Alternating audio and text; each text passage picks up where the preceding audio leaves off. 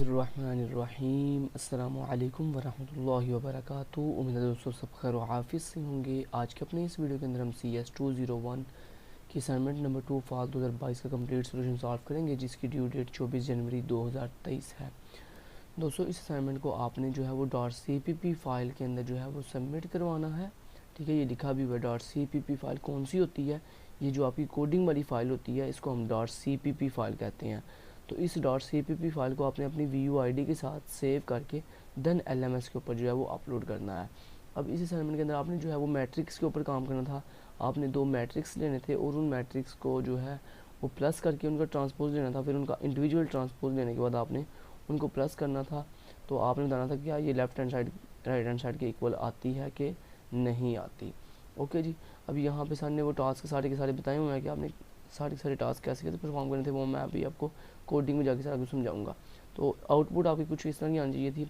अगर आपको ये जो सारे स्क्रीनशॉट दिया अगर इसके साथ आपकी आउटपुट मैच नहीं कर रही देन आपका कोड जो है वो बिल्कुल ठीक नहीं है।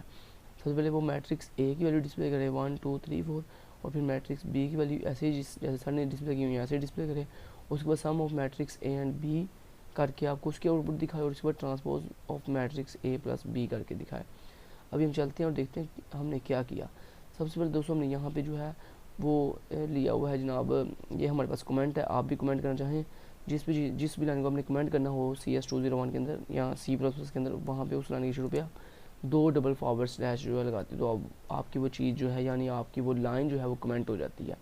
अब यहाँ पे सबसे पहले हमने क्या किया हुआ 2 हेडर फाइल्स ली हुई हैं। देन हमारे पास एक लाइब्रेरी है using name space standard. Then हमने सारे निकाला है क्लास बनानी है मैट्रिक्स प्रॉपर्टी के नाम से। इस कोड को लिखते हुए बहुत ही केयरफुली लिखिएगा ताकि आपको कोई मिस्टेक ना हो। हमने अपनी मैट्रिक्स प्रॉपर्टी क्लास के अंदर एक प्राइवेट एक्सेस स्पेसिफायर के अंदर एक एरे ली हुई है 2 डायमेंशनल एरे, जिसके अंदर 2 रोज है और ईच रो में 2 कॉलम्स है। देन हमने पब्लिक एक्सेस स्पेसिफायर के अंदर क्या किया हुआ है, हमने सिंपली एक कंस्ट्रक्टर लिया हुआ है और इस कंस्ट्रक्टर के अंदर ये डिफ़ॉल्ट कंस्ट्रक्टर है, इसके अंदर हमने अपनी इस एरे की वैल्यूज़ को 0 से जो है वो इनिशलाइज कर दिया। तो ये डिफ़ॉल्ट कंस्ट्रक्टर हमारा फुलफिल हो गया।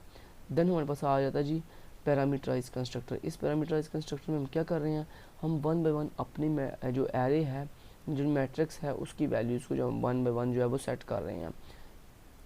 देन उसके बाद हमने क्या किया, यहाँ पे एक सेट मैट्रिक्स नाम का हमने फंक्शन लिया हुआ है जिसके अंदर हम क्या कर रहे हैं, अपने दूसरा जो मैट्रिक्स है यानी दूसरे ऑब्जेक्ट का मैट्रिक्स उसकी वैल्यू को भी हम 1 बाय 1 इस सेट मैट्रिक्स के साथ जो है वो सेट कर रहे हैं। एक ऑब्जेक्ट की वैल्यू को हमने इस पैरामीटराइज कंस्ट्रक्टर के थ्रू सेट किया और दूसरे ऑब्जेक्ट की वैल्यू को हमने अपने इस सेट मैट्रिक्स वाले फंक्शन के थ्रू जो है वो सेट किया है। देन उसके बाद दोस्तों हमारे पास आ जाता है जी मैट्रिक्स प्रॉपर्टी यानी ऑपरेटर ओवरलोडिंग वाला फंक्शन, जो क्या कर रहा है हमारे 2 मैट्रिक्स नंबर ए और मैट्रिक्स नंबर बी को आपस में क्या कर रहा है, प्लस कर रहा है, ऐड कर रहा है और फाइनल उनकी आउटपुट हमें जो है वो रिटर्न भी कर रहा है।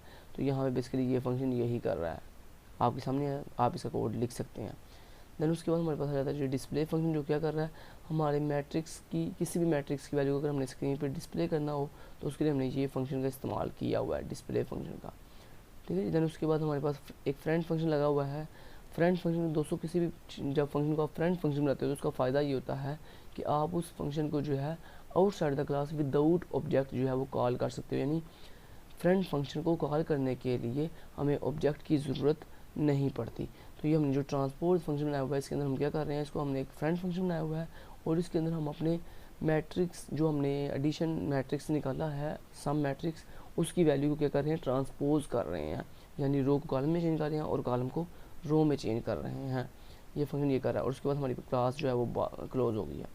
और उसके बाद हमारा ये मेन का फंक्शन है। इस मेन के फंक्शन को आप नोट कर लें। हमारे इस मेन के फंक्शन में मैंने ये कोड लिखा हुआ है।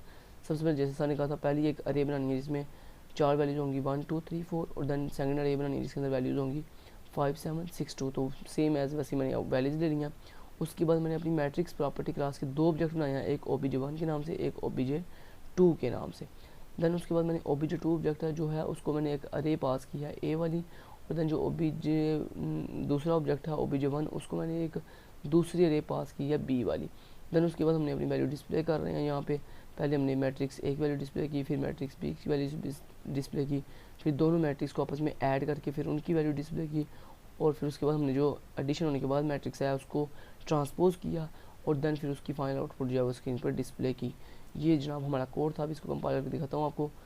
ये कंपाइल एंड रन किया और ये देखो दोस्तों आपकी फाइनल आउटपुट आ गई है। ये आपकी आउटपुट बिल्कुल आपके सर की दी हुई आउटपुट से बिल्कुल मैच कर रही है। मैं आपको दिखा भी देता हूँ, यहाँ पे देखें, आप देख लें गौर से। ये देखो मैं थोड़ा ऐसे कर लेता हूँ। अच्छा ये आप नोट का, ये आप मैच कर लीजिए। ये देखो 1 2 3 4 1 2 3 4, फिर 5 7 6 2 5 7 6 2, फिर उसके बाद 6 9 9 6 6 9 9 6, फिर उसके बाद 6 9 9 6 6 9 9 6। सो हमने जो है 100% आउटपुट जो है वो बना लिया, अपनी क्रिएट कर लिया। उम्मीद है आपको कोड काफ़ी अच्छा लगा होगा। चैनल को सब्सक्राइब करना मत भूलिएगा और साथ साथ बेल के आइकन के ऊपर क्लिक करके ऑल नोटिफिकेशन ऑन कर दीजिएगा। Thank you so much. Till then guys, take care, अल्लाह हाफिज़।